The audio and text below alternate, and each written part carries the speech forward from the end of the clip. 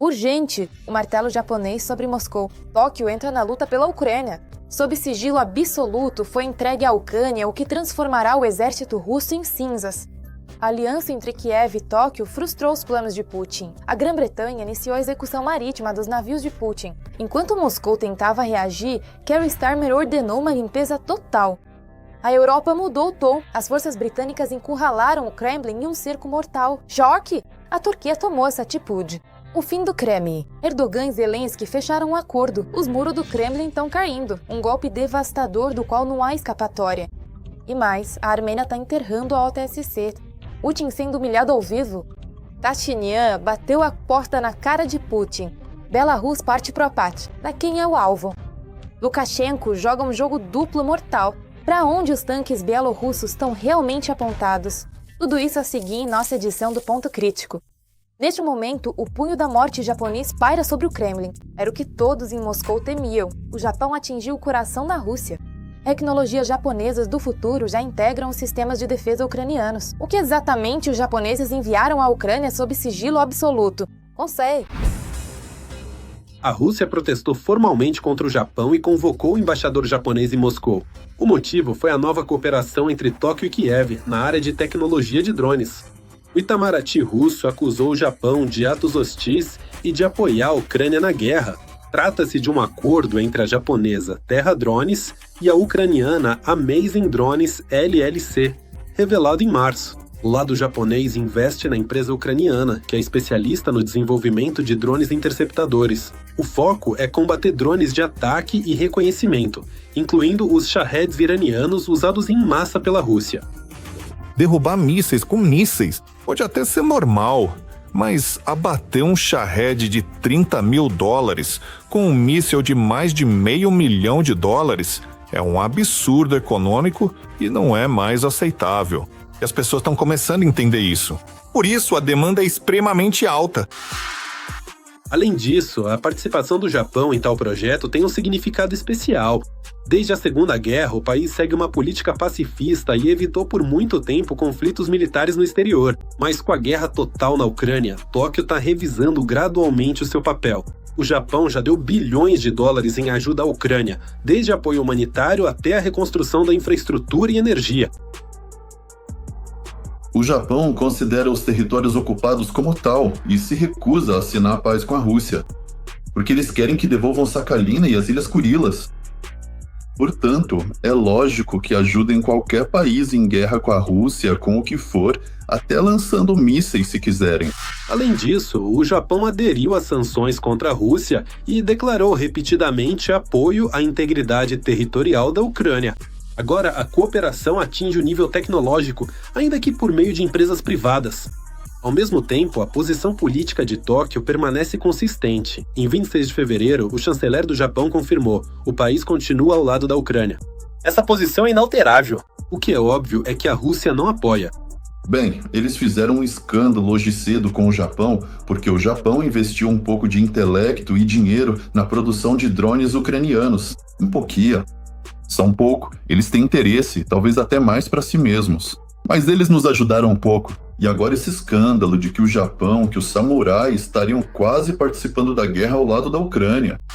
Antes disso, em janeiro de 24, a ministra das Relações Exteriores do Japão, Yoko Kamikawa, visitou Kiev oficialmente, onde declarou prontidão para reforçar o apoio e participar de iniciativas internacionais de segurança, incluindo a segurança nuclear. Em Moscou, isso é visto como mais um passo para aprofundar a participação do Japão na guerra. Também é óbvio que há pânico na Rússia devido à cooperação entre Ucrânia e Japão na era de drones. Eles chamaram isso de ameaça à sua própria segurança. E a porta-voz do Itamaraty russo, Maria Zakharova, descreveu essa parceria como um passo abertamente hostil. O Kremlin declarou cinicamente que os projetos de drones ucranianos seriam alvos militares legítimos. A invasão secreta começou. Rússia e OTAN já estão em estado de guerra. A Grã-Bretanha declarou caça a Moscou. O premier Starmer lançou uma operação ultra-secreta que fez o mundo aplaudir de pé. Londres cortou oficialmente o oxigênio de Putin. O tempo de avisos acabou. O que esperar agora? Veja só. A Grã-Bretanha expôs uma operação secreta do Kremlin.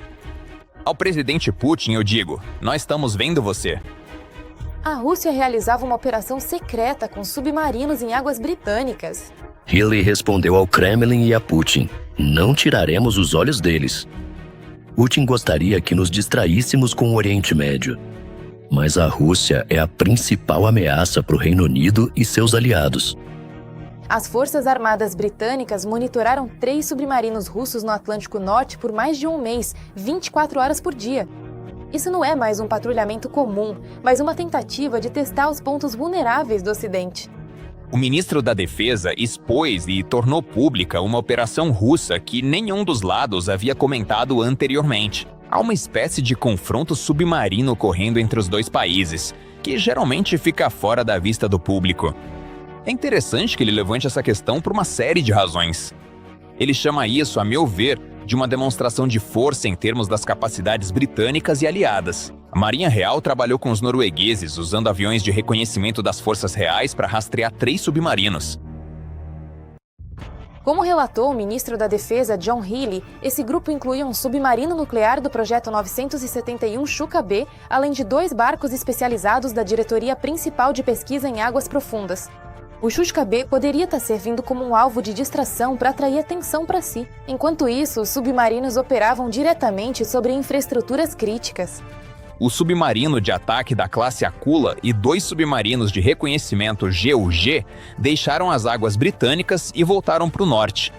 Depois que navios de reconhecimento passaram algum tempo sobre infraestruturas críticas que dizem respeito a nós e aos nossos aliados. A operação submarina da Federação Russa no Atlântico fracassou miseravelmente.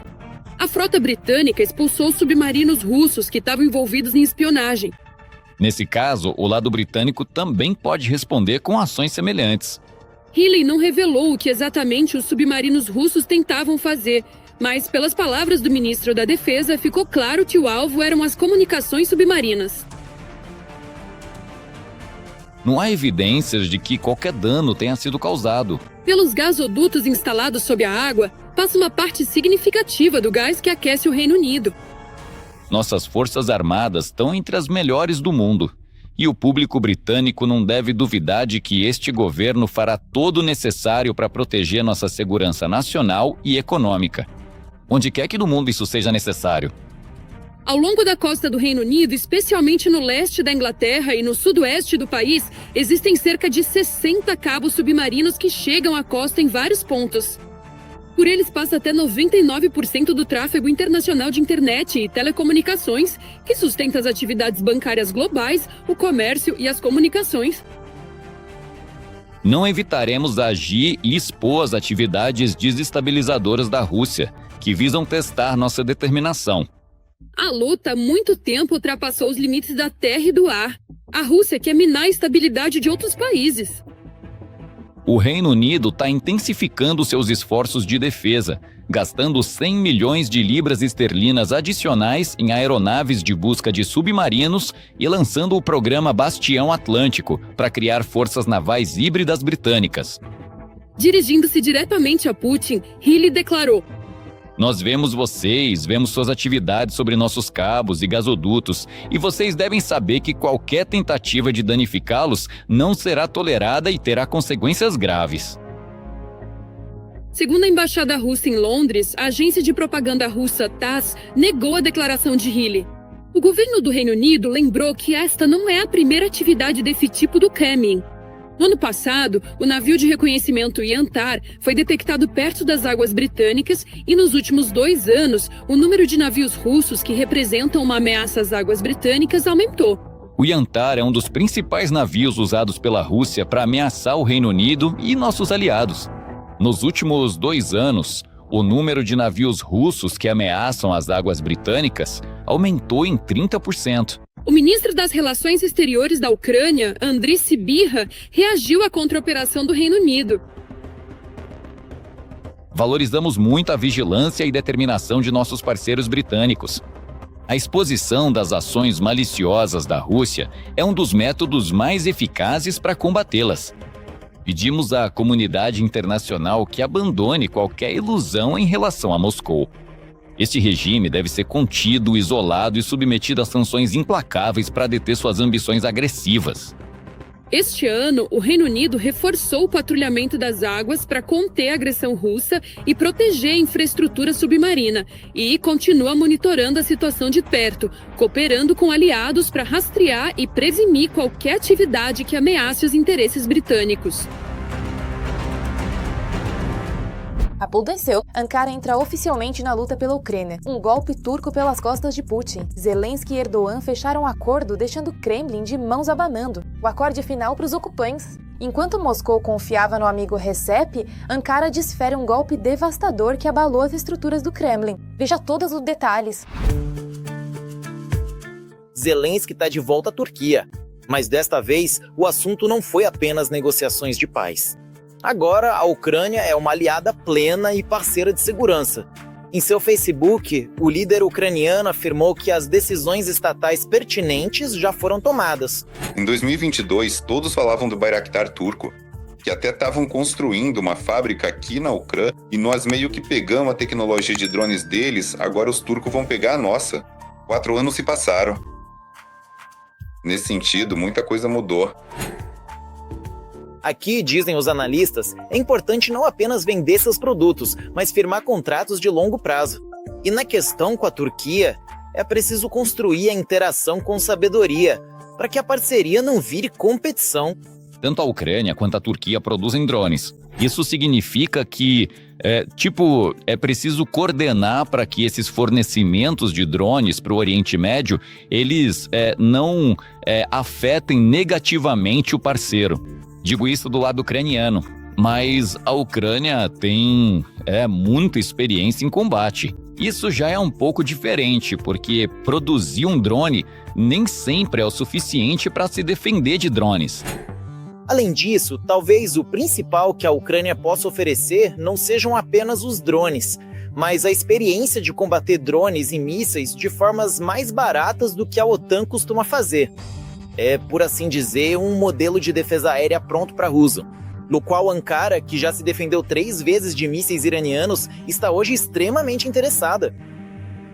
Isso inclui tática, sistemas de guerra eletrônica, detecção e o sistema E acento agudo, E acento agudo, E acento agudo, antiaéreo, ou seja, como abatê-los e a organização do combate moderno, como agir na zona de abate, como é possível, com poucas forças, E acento agudo, e com equipamentos bem baratos, lutar contra um exército bem treinado e armado com armas tradicionais, incluindo helicópteros, tanques e tudo mais, que, no fim das contas, são muito bem neutralizados por drones bem mais baratos. A reunião dos presidentes também abordou as negociações. Zelensky e Erdogan confirmaram que Istambul pode ser o novo local para uma reunião trilateral no formato Ucrânia, Estados Unidos e Rússia. As negociações na Turquia ocorreram em 2022, podemos lembrar, e em 2023 começaram no verão justamente na Turquia. Além disso, a Turquia, ao contrário dos Emirados Árabes Unidos, teve uma participação muito mais ativa. Lá, o ministro das Relações Exteriores foi praticamente o moderador das negociações. Vale notar que, anteriormente, o secretário do Conselho de Segurança, Rustem Umerov, viajou em visita à Turquia. Lá, ele se reuniu com o ministro da Defesa turco, Yasar Güler. Lá, discutiram os avanços na cooperação humanitária e de defesa entre Kiev e Ankara. No entanto, segundo analistas, eles não falaram apenas sobre isso. Estou convencido de que existem os chamados temas de fachada, sabe? Que ele discute na Turquia em seu nível, no nível do ministro das Relações Exteriores e no nível do ministro da Defesa. Isso inclui a Turquia como plataforma de negociação e também a questão da troca de prisioneiros. Mas estou convicto de que há temas que não aparecem nos relatórios oficiais da mídia. Entre esses, por exemplo, especialistas citam o papel da Ucrânia como um todo no Oriente Médio. Pois após o fim da guerra em Gaza, muita coisa mudará, especialmente em comércio, defesa, transporte marítimo e muito mais. É aqui que Kiev ganha a chance de se tornar um ator de peso na região. E é melhor discutir isso com antecedência. A visita do presidente à Turquia não se trata apenas de conversas sobre mediação de paz, cooperação militar ou relações econômicas. Tenho certeza de que, durante esta visita, discutiram a guerra em Israel e a mudança no equilíbrio de poder no Oriente Médio. A Ucrânia é um jogador fundamental no mapa asiático. Este é o momento que nos permite, enfim, falar não apenas de protagonismo internacional, mas de um certo poder de influência que a Ucrânia possui. Em troca, hoje, a Ucrânia recebe uma parceria sólida com a Turquia, que reafirmou não contestar nossa integridade territorial. E, diante dos últimos encontros, é provável que atue de forma mais ativa como mediadora de paz. Logo depois, Pashinyan chegou para liquidar Putin com um golpe do qual o ditador não vai se recuperar. A Armênia está enterrando publicamente a ODCB. Erevan está saindo, batendo a porta. Antigos aliados estão virando as costas para Putin. Confere todos os detalhes. 2 amigos se encontraram no Kremlin, ou melhor dizendo, 2 ex-amigos. Pashinyan veio a Moscou para resolver questões importantes e até conseguiu provocar um pouco Putin. Eu acho que a principal parte interessada aqui é, claro, o Kremlin. Também é claro porque Pashinyan não pode recusar.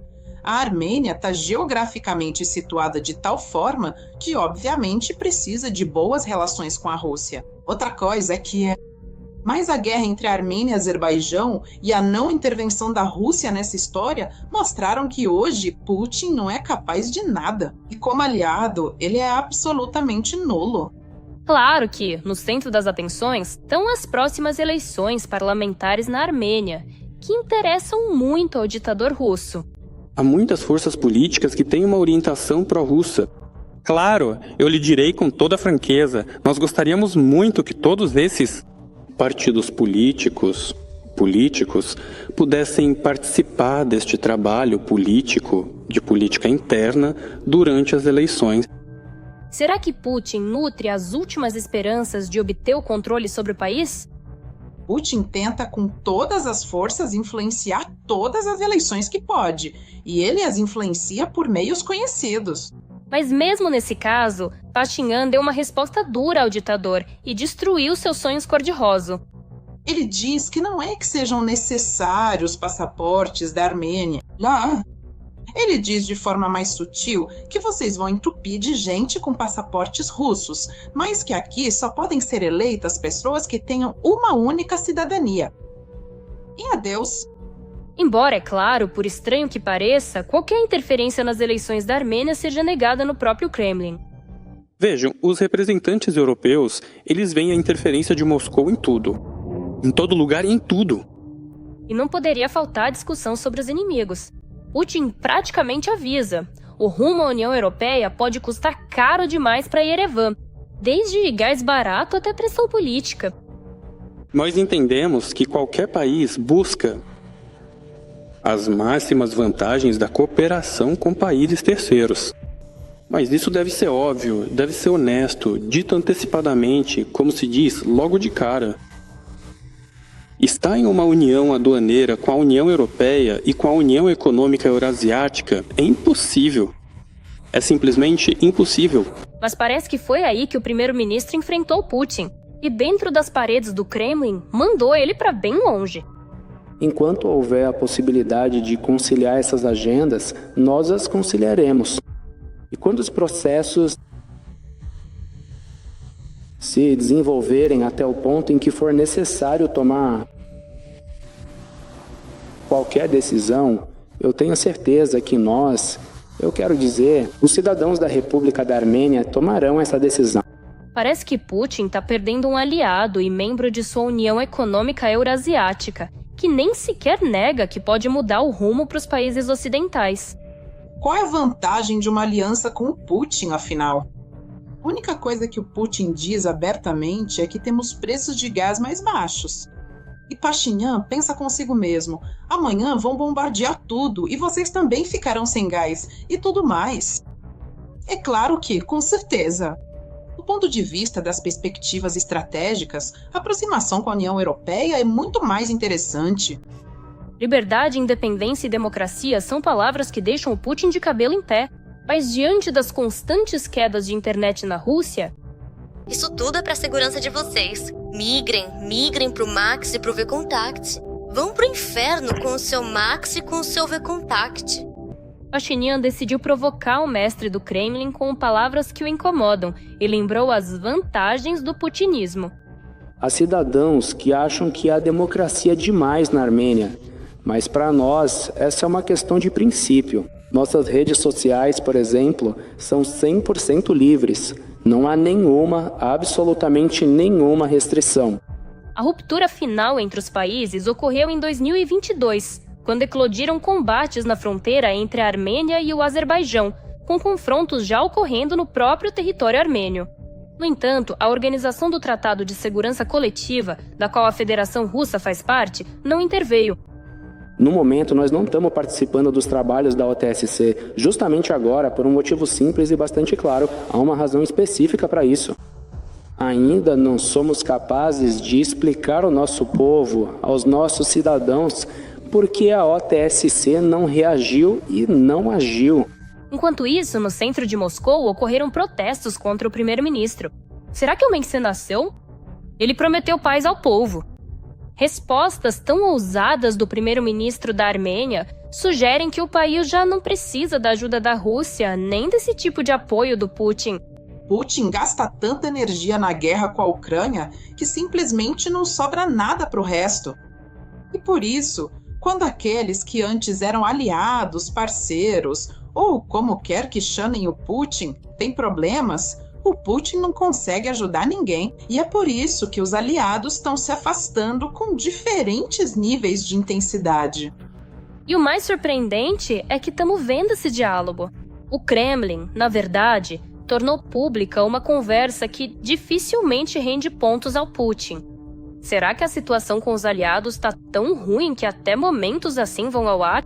E, pelo visto, o círculo de amigos ao redor dele está ficando cada vez menor.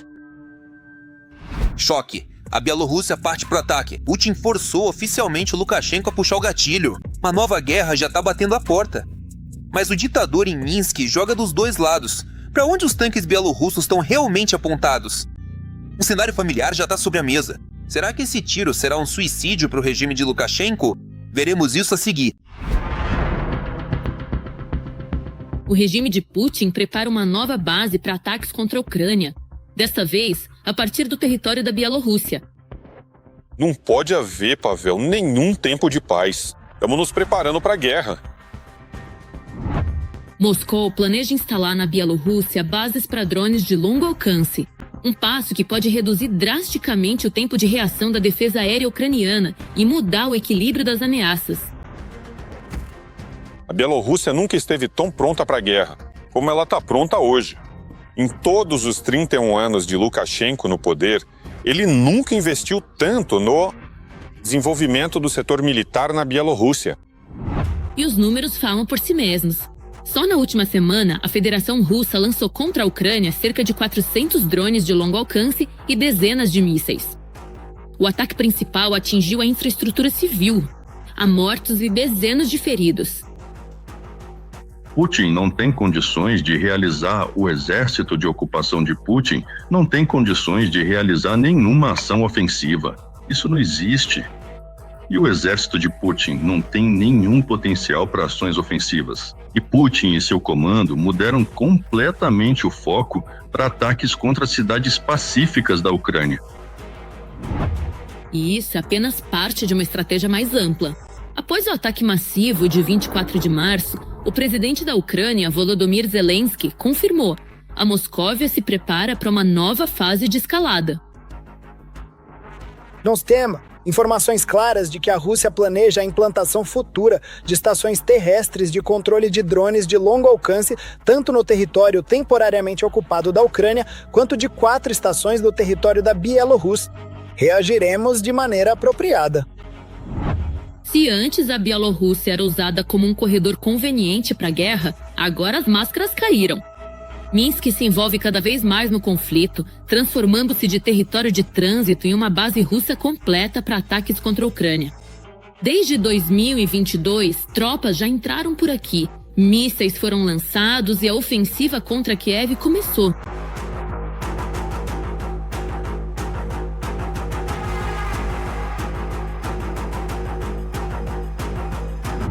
E, pelo visto, o ditador bigodudo já está pronto para colocar abertamente a Bielorrússia sob ataque direto. Para a Ucrânia, esses são novos riscos. O fator-chave aqui é a distância. A distância mais curta de Kiev até a fronteira com a Rússia é de 200 a 250 quilômetros. Esse é um tempo que trabalha a favor da defesa aérea ucraniana. Mas se as posições de lançamento surgirem na Bielorrússia, a distância cairá para cerca de 100 quilômetros. Isso significa menos tempo para detecção, menos tempo para reação e um risco muito maior de romper a defesa aérea. E nessa configuração, não é apenas a Ucrânia que fica sob ataque. Os riscos estão se aproximando rapidamente das fronteiras da OTAN. A Rússia é uma sociedade civil destruída, que está simplesmente voltada apenas para a guerra e só com a guerra. A Rússia e sua liderança podem existir com sucesso. Sobre a guerra, claro, podemos falar, mas é natural que todos os especialistas concordem. A Rússia será absolutamente incapaz e não terá condições de travar qualquer guerra significativa contra as forças europeias unidas. A única coisa que Putin consegue fazer hoje em dia é a desestabilização, mas até isso já está sendo difícil de conseguir. Ao mesmo tempo, diante dos fracassos no fronte, o Kremlin aposta no que faz de melhor, a intimidação. E a Bielorrússia, nessa estratégia, torna-se uma ferramenta fundamental. Uma plataforma a partir da qual se pode aumentar a pressão e expandir a zona de ameaça. Sensacional! O colaborador Pavel Gubarev quebrou o silêncio e soltou uma bomba que fez estremecer as paredes do bunker, a Rússia governada a partir da Grã-Bretanha. Putin é apenas um fantoche nas mãos do Ocidente. Gubarev revelou números que a propaganda mantém sob sigilo absoluto. Mas isso não é tudo. Confira todos os detalhes chocantes a seguir. O colaborador e autoproclamado ex-governador popular da Novorússia, Pavel Gubarev, reapareceu. O fervoroso adepto do mundo russo deu uma entrevista de 4 horas a Yuri Dud, na qual falou o suficiente para várias condenações. Estou na Rússia, tenho medo de ser enquadrado por fake news, ainda mais que já tem um processo judicial lá, administrativo, de natureza administrativa. Por isso, vou me expressar com cautela e, se for o caso, até farei alguma piada. No entanto, Gubarev não manteve a cautela por muito tempo. E logo no início da entrevista, começou a disparar verdades incômodas para o Kremlin. Os russos têm sorte e têm a Crimeia.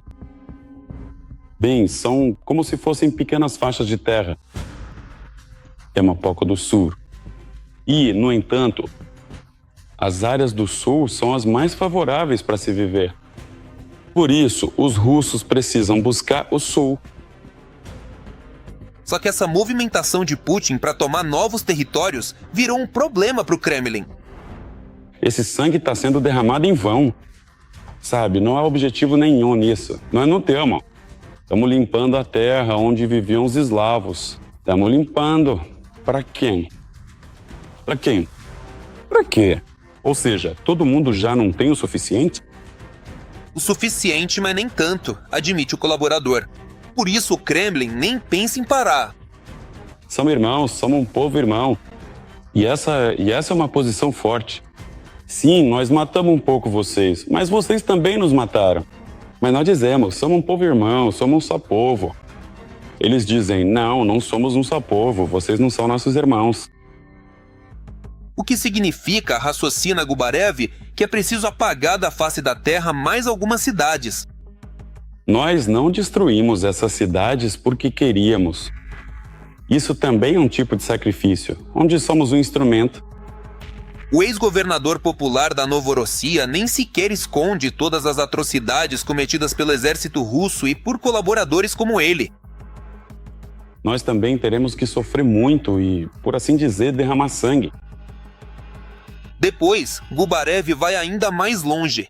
Esquecendo todas as medidas de segurança, ele se afasta das cartilhas do Kremlin e começa a atacar o próprio governo russo. Mas se a Ucrânia tem algum objetivo lá, e a verdade da Ucrânia é que fomos atacados, vamos recuperar nossos territórios.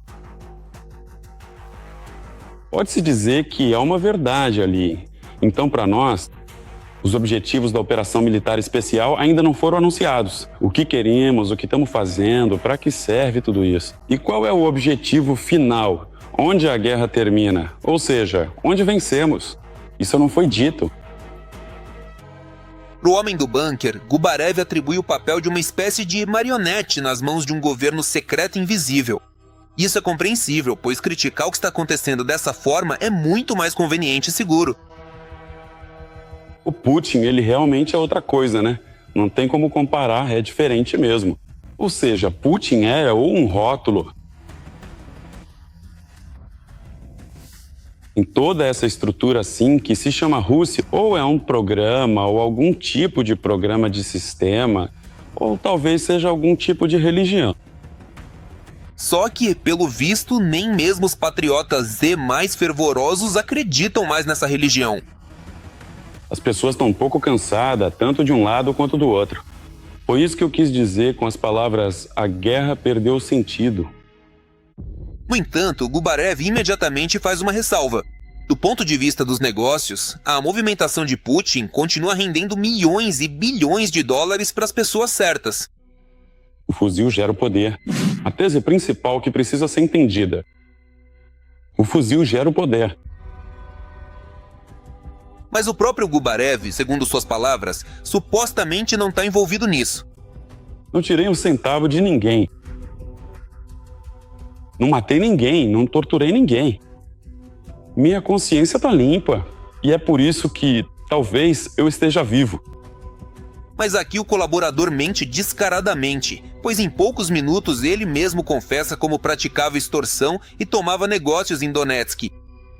E eu, aliás, também peguei uma parte. Bem, não peguei, dei proteção para o empresário que pegou. Um velho amigo meu, Andrei Dundukov, veio até mim e disse: "Temos que ocupar". Eu disse: "Ocupe. E se acontecer aquilo?" Eu disse: "Eu dou proteção".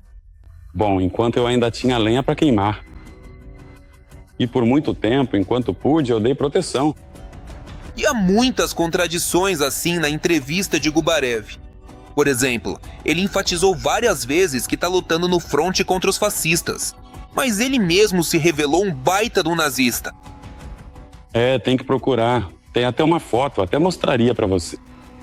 Claro que eu fazia saudação. Se eu achar a foto, eu te mostro. Manda ver. E Gubarev nem vê problema nenhum nisso. Pelo contrário, ele se vangloria, contando como erguia a mão do coração em direção ao sol. Não tem nada demais nisso. Isso é bobagem. Olha, no meu entendimento, eu entendo que isso é passado. Hitler é um canalha que matou 20 milhões de pessoas do meu povo, dos meus ancestrais. Por isso, Hitler é um monstro absoluto. Mas a saudação é só uma saudação. Isso todo. Por que tanta franqueza? Vocês perguntariam. Ainda mais de alguém que tem tanto medo de ser preso por suas palavras. E é tudo muito simples.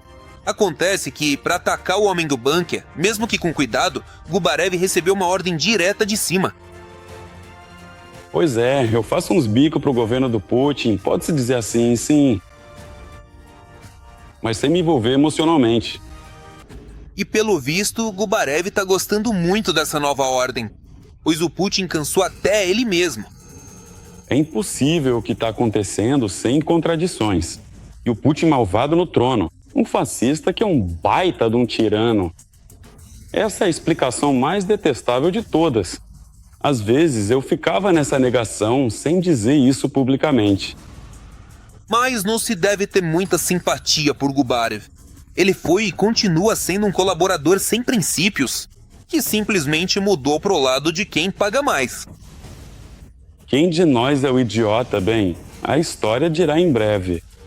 Resta-nos acreditar que essa mesma história, na qual Gubarev confia, fará com ele, por tudo que foi dito e feito, algo muito mais rápido do que ele gostaria. O fato de nossas cidades estarem destruídas não é nossa culpa, é o nosso castigo. Por hoje só. E para mais notícias quentes do Front, veja nossa próxima edição.